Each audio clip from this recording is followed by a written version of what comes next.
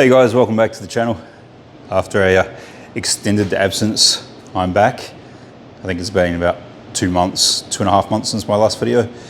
I'm not very good at this regular posting, but yeah, it's one of those things where there's a lot going on, but not a lot going on. So I've been pretty full on at work. A lot of stuff going on with the house. I'll show you what's going on in the backyard soon. That's pretty cool. But I'll do a quick update on the shed where I'm at with this thing. So you would have seen by the little intro there that there's now 19mm yellow tongue on about 90% of the walls. I've got that section there to do. I've got that little bit there to do and that bit there. So I miscalculated my sheets by I'm about 6 sheets short. So I've got to finish those, and then I've got to sand everything and paint it. But for now, I'm pretty happy how that's come up. So that's 19mm yellow tongue. Those sheets there are the full 3.6 meter sheets. They're very heavy and very awkward to put up by yourself, but they're up. Truck's looking pretty cool there in the corner. You may have also noticed the air conditioners, that one, and at the other end, that one. Please excuse that mess. These are 9 kilowatt Kelvinator units. They work really well in this space. I have them on 18 degrees regularly when it's 40 degrees outside, and it cools with the foil board insulation, the air gaps, and a 19mm yellow tongue. These work really well, and they were on the list of things I wanted for the shed. The floor, the hoist, the air conditioning, the lined walls, everything. It's ticking off the list slowly, but yeah, that's what I've been doing for the last couple of months. Something else I've always wanted, and I've mentioned before, this thing. Let's have a look at this. I bought the trailer around December, similar time to when I got the hoist. I grabbed it off a marketplace. The guy I got it off, he brought it brand new from Melbourne, brought it over to Adelaide, found it wasn't long enough for his 2 buggies. That's the story he went with. It's a tilt trailer, which I really like the idea of. It doesn't have ramps, so the back end of the trailer goes all the way down. So it lifts up on the ram there, and the beaver tail goes all the way down to the floor. So I don't have to slide ramps around, I don't have to carry ramps. It's a good trailer. There's a few things I don't like about it, and there's a few things that have been rushed on it. I knew that when I brought it, but I want to change a bunch of stuff and make it mine, so I'm not too fussed about it. But the reason it's in here today, I've got a few bits on the ground over there that need to go on it. The coupe is pretty much ready to go away and get its engine bay and headers done, and a few other bits and pieces, and I want to use my trailer. You'll notice my trailer doesn't have a winch. If you look carefully, there's one on the ground over there. It was advertised as having a winch. When I got there, it didn't have a winch. The guy said he broke it. I don't know what's up with that, but took the price down a little bit, chucked some rego on it, and I went and brought a winch. But yeah, I've got a few other things I want to put on there, so we'll go have a look at what's going on over here and get stuck into that. The winch itself, I picked that up from, it's one of the King's ones you see online all the time. Dominator Extreme. It's 12,000 pound rated, so 5,400 kilos, 5.5 tons. I've already made a plate to fit the trailer on there. But it looks like an alright piece. For what I'm doing, it's more than enough. The car only weighs sort of 1,900 kilos. So I figure I'm not going to be working it too hard. Standard Repco battery. A few other bits and pieces I've got. So I've got another latch I've got to put on there. I've got a whole bunch of these anchor points that are rated for 15, almost 1,600 kilos. So I put a whole bunch of those on there. And anyone with tilt trailers knows these are a very, very good idea. They lock everything down once these are in place.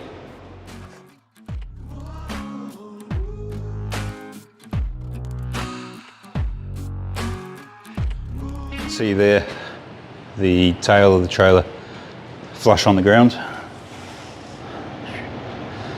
which makes loading really, really easy. So I love that about the trailer. The shit tie downs, that number plate frame, a few other things, not so much. But the actual trailer itself, I'm loving that.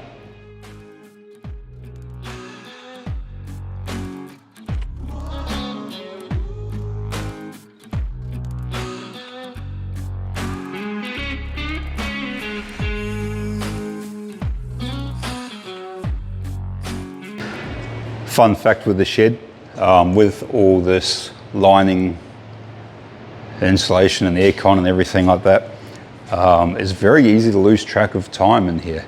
I was out here grinding, cutting up bits for my bench, 9 o'clock last night, and the neighbours don't hear me out here pretty much, and but I just forget what time of day it is. At the moment, you can't tell what time I'm recording this, but if I open the door,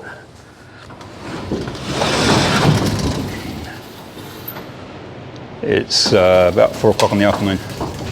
So it's kind of a double-edged sword. It is fantastic having everything all sealed up and looking nice, and but it is very easy to lose track of time out here. So while it is easy to lose track of time, the shed is insulated enough noise-wise where I can make noise out here at night and not bother too many people. Cars running might be a different story when this thing is fired up, but with my grinding and that, so far so good.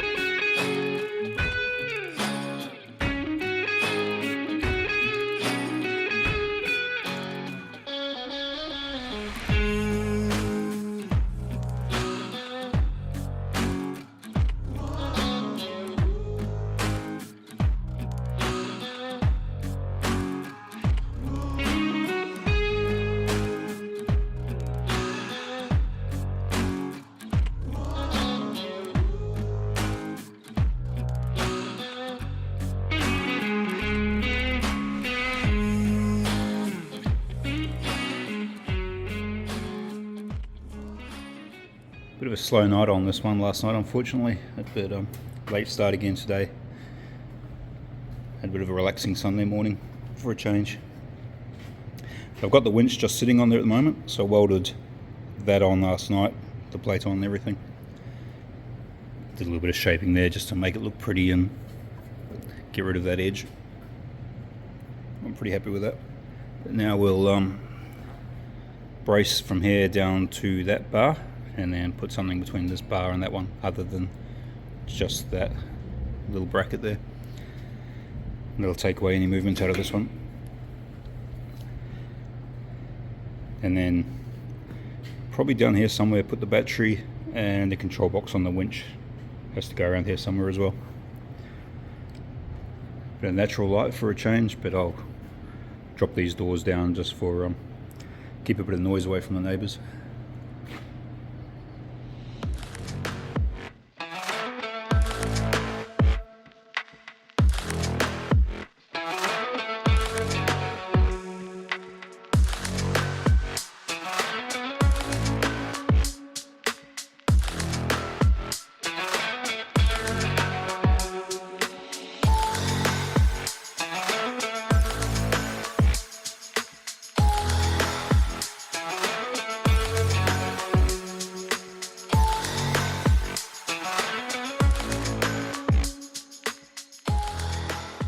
So I've mentioned I'm getting the trailer ready so I can move the coupe to go off and get its headers and engine bay and that done. In order to get the car ready for the work that's coming, I've put a few things in the engine bay that need to be there, so the fabricator can know what space he's got to work with. So we'll have a quick look underneath and see just what I've chucked in there. So you can see hiding up in there, the starter motor's in place. That's a Coyote 5-litre starter motor. Now, one issue I had with that is up inside there, there's a an aux sensor, same as this one, that mounts up there. That doesn't clear, well, the starter motor doesn't clear that, so I've had to remove that. You can rotate this starter motor on its housing like most modern aftermarket ones. So I've got that down nice and close. There is clearance under there. But that's the starter in place. You can also see here, I've got the steering shaft up in place. So I've got the universal joint in here, that's a double D shaft. Locked in place on there. And at the other end, excuse the mess under here, I've got the other universal and the steering column. So the steering column has been modified by the guys at MVE. So they've put a bearing in the end there in the housing. So that's all supported. The shaft has also been shortened considerably and a splined end fitted on the end.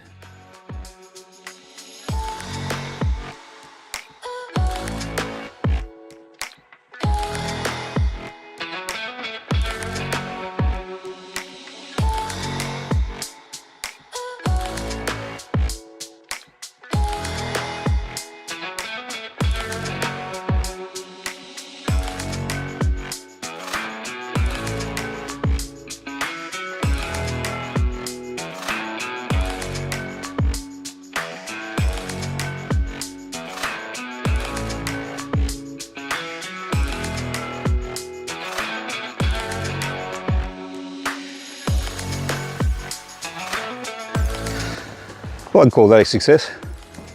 Nice little long weekend project. Fairly straightforward, fairly easy, but yeah, that's going to come in really handy. So much easier than the old servo trailer with the hand winch. A lot safer too, I think. So next job on the list is to shorten these battery cables and tidy that up. I haven't got a proper battery mount inside the box either, that's just sitting there. So I'll have to do that before I actually use it. Paint came off right, that's just as Bunnings hammer tone. Nice match to the trailer.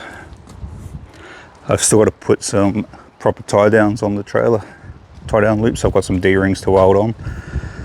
I might look at putting the tow truck style setup on the front too for this. But other than that, good to go. And I think I've mentioned some work going on in the backyard. If you guys remember at my old house, the water feature, the urn with the fountain on top, we've had another water feature put in at this place, but it's a little bit different. I'll have a quick look here.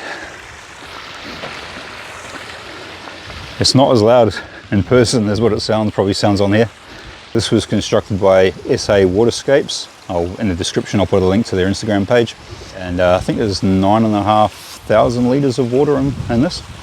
So down here in this box, so this is all going to be landscaped, there's going to be plants all around it hiding all this stuff. The wiring you can see around, there's 4 lights, there's underwater lights in there.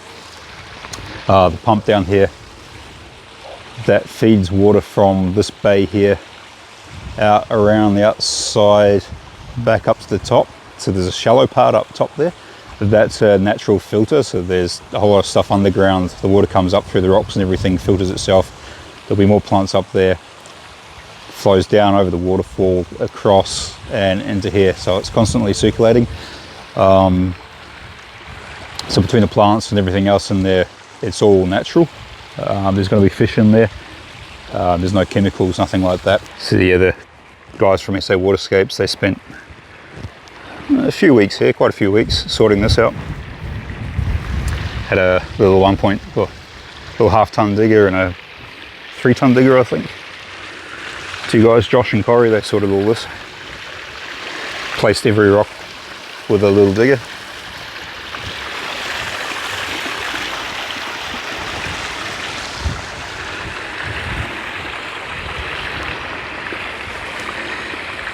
And there's lights all around here pointing across. There's large ones right down the bottom that light up underneath. There's ones in the waterfall. It looks pretty impressive at night. I'm trying to get photos that do it justice, but I'll throw a couple in.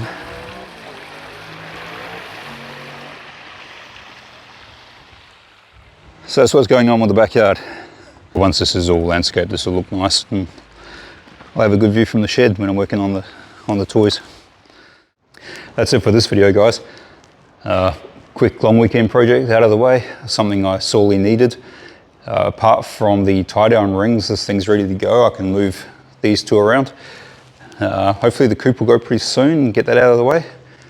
And I've got a couple of weeks off coming up, and I'm going to shoot over to Melbourne and catch up with a mate who I haven't seen for a couple of years, I think it's been.